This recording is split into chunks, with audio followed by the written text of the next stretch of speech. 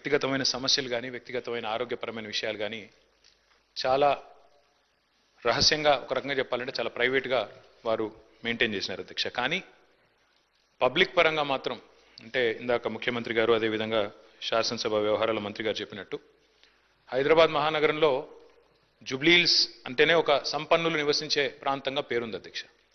కానీ జుబ్లీహిల్స్ నియోజకవర్గం పరిస్థితి చూస్తే దానికి పూర్తి భిన్నం అధ్యక్ష. పేరుకి జుబ్లీహిల్స్ నియోజకవర్గం, కానీ అక్కడ ఉండేది మొత్తం కూడా పేద ప్రజలు.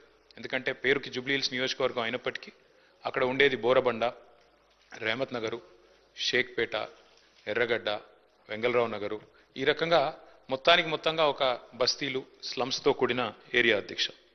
హైదరాబాద్లోని హైదర్గూడలో 1963లో ఇక్కడే హైదరాబాద్ మహానగరంలోనే గోపీనాథ్ గారు జన్మించినారు అధ్యక్ష. తర్వాత వారు ఇక్కడే చదువుకుని ఇక్కడే మరి ఉస్మానియాలో డిగ్రీ కూడా చేసి తర్వాత ఎన్టీ రామారావు గారికి వీర అభిమానిగా తెలుగుదేశం పార్టీ స్థాపించిన తర్వాత వారు రాజకీయాల్లో అడుగుపెట్టినారు.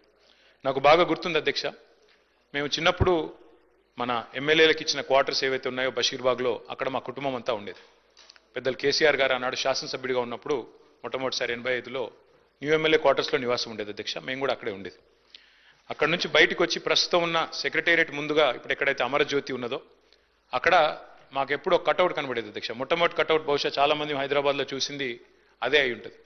ఎన్టీ రామారావు గారి నిలువెత్తు కటౌట్ పెట్టి కృష్ణుడి రూపంలో రాముడి రూపంలో పెట్టి కింద రాసి ఉండేది అధ్యక్ష, మాగంటి గోపీనాథ్ అని చెప్పి రాసి ఉండేది. ఒక రకంగా చెప్పాలంటే హైదరాబాద్లో ఈ కటౌట్స్ కల్చర్ కానీ రకంగా చెప్పాలంటే ఆనాడు తెలుగుదేశం పార్టీ అధికారంలో ఉన్నప్పుడు ఈ రకంగా మరి ఒక పర్మనెంట్గా ఒక కటౌట్ తనకంటూ ఏర్పాటు చేసుకున్న నాయకుడు మాగంటి గోపీనాథ్ గారు.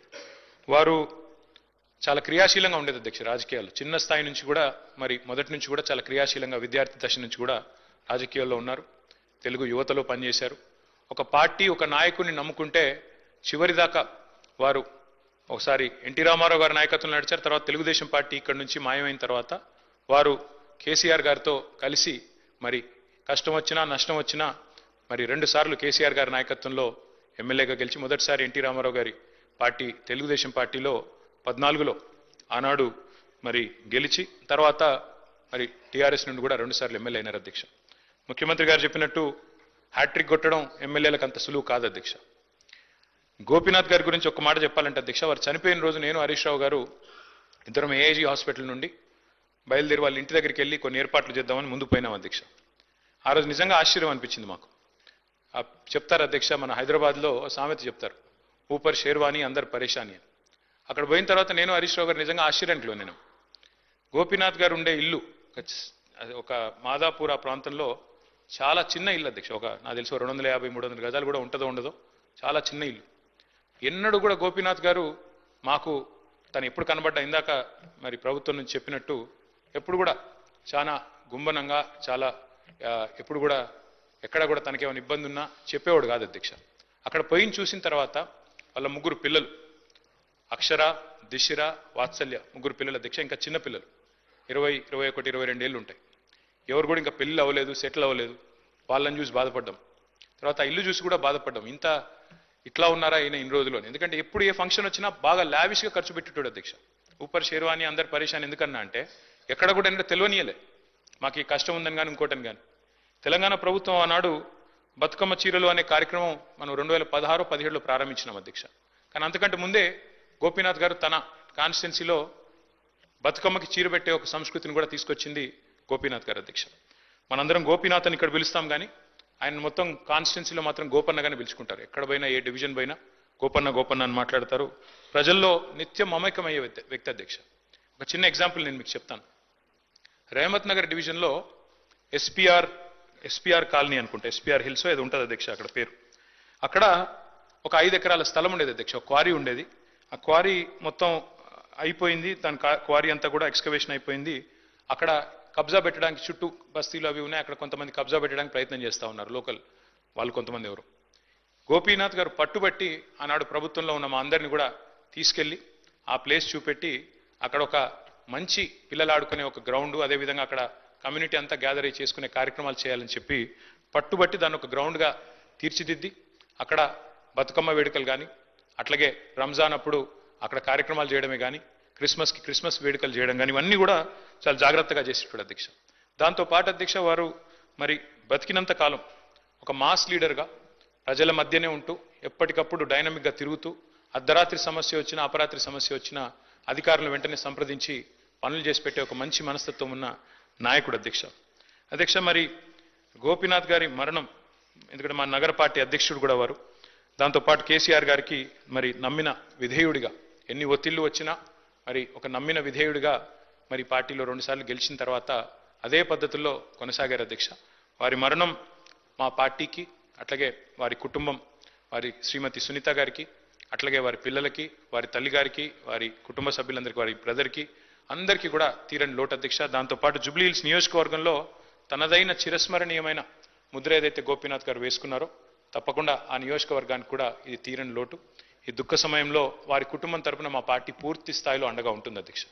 పార్టీ కుటుంబాన్ని గతంలో కూడా ఎట్లా అయితే వివిధ మా సహచరులు మరణించినప్పుడు ఆ కుటుంబాలకు అండగా నిలబడ్డామో, ఎట్లయితే గట్టిగా ఆ కుటుంబాన్ని కాపాడుకున్నామో, అట్లాగే మాగంటి గోపీనాథ్ గారి కుటుంబం కూడా మరి పూర్తి స్థాయిలో గోపన్న లేకపోయినా వారి కుటుంబాన్ని సంపూర్ణంగా ఆదుకునే బాధ్యత, పూర్తి స్థాయిలో వారిని చూసుకునే బాధ్యత మా పార్టీ తీసుకుంటుంది. మరి ఈరోజు శాసనసభలో వారి సంతాప తీర్మానంలో ప్రసంగించే అవకాశం రావడం విషయంలో బాధను వ్యక్తం చేస్తూ ఈ శోకాతప్త సమయంలో వారి కుటుంబానికి, అదేవిధంగా వారి అభిమానులకి, అదేవిధంగా కార్యకర్తలకు కూడా వారికి మనోధైర్యం భగవంతుడు ప్రసాదించాలని కోరుకుంటూ తమరికి ధన్యవాదాలు. I request minister for agriculture Shri Thummala Nageswararao గారు. అధ్యక్ష, గౌరవ ముఖ్యమంత్రి గారు చెప్పినట్లుగా ఈ సంతాప తీర్మానం పెట్టడం అనేది దురదృష్టం. మనలో ఒకడిగా, ముఖ్యంగా నాతో 83 నుంచి వివిధ రాజకీయాల్లో హైదరాబాద్ నగరంలో చెప్పుకోదగ్గ వ్యక్తిగా పూజ్యులు ఎన్టీఆర్ దగ్గర నుంచి నేటి దాకా ఒక ప్రత్యేక ముద్రని హైదరాబాద్ నగరానికి అందించినటువంటి మిత్రుడు గోపీనాథ్ అకాల మరణం మనందరినీ బాధిస్తుంది. సిట్టింగ్ సభ్యుడిగా చనిపోవటం అత్యంత బాధాకరం. అయినా సరే కాలం మన చేతిలో లేదు. ఆయన నిలబడ్డటువంటి జూబిలీ హిల్స్ బాధ్యత ఈనాటి ప్రభుత్వం మీద, ముఖ్యమంత్రి మీద, అదేవిధంగా మా ప్రభుత్వం మీద ఉంది. తప్పకుండా జూబిలీ హిల్స్ ప్రజలు మీలో ఉన్నటువంటి ఒక నాయకుడిని కోల్పోయి మీరు బాధాతప్త హృదయంతో ఉన్నారు. మీ కార్యక్రమాలు, మీ అభివృద్ధి తప్పకుండా చూసి ఆయన అనుకున్నటువంటి జూబిలీ హిల్స్ని సంపూర్ణంగా అభివృద్ధి చేసే బాధ్యతని మా ప్రభుత్వ పరంగా మేము తీసుకొని ఆయన కుటుంబానికి సానుభూతిని తెలియజేస్తూ ఆయన సంతాపాన్ని, ఈ తీర్మానాన్ని సమర్థిస్తూ ఆయన ఆత్మకు శాంతి చేకూరాలని భగవంతుని కోరుకుంటున్నాను. I request minister for BC welfare Ponnam Prabhakar గారు. అధ్యక్ష, మాగంటి గోపీనాథ్ గారి మృతి పట్ల సంతాపాన్ని ప్రకటిస్తూ పెద్దలు ప్రవేశపెట్టినటువంటి తీర్మానం ప్రకారంగా వారి కుటుంబ సభ్యులందరికీ కూడా సానుభూతిని తెలియజేస్తా ఉన్నాను. మేము 1999లో ఎన్ఎస్సీ రాష్ట్ర అధ్యక్షుడిగా ఉన్నప్పుడు హిమాయత్ నగర్, అదేవిధంగా హైదర్గూడ ప్రాంతంలో ఎప్పుడు కూడా మాగంటి గోపీనాథ్ గారి బ్యానర్లు కనబడతా ఉండే. సో ఎప్పుడు ఆ విధంగా రాజకీయాల్లో ఉంటూ మేము ఎన్ఎస్సీ రాష్ట్ర అధ్యక్షుడిగా ఉంటే ఆ సందర్భంలో పరస్పరంగా ఆర్గనైజేషన్స్ డిఫరెంట్ అయినా కూడా కాంపిటేటివ్ స్పిరిట్లా వారితో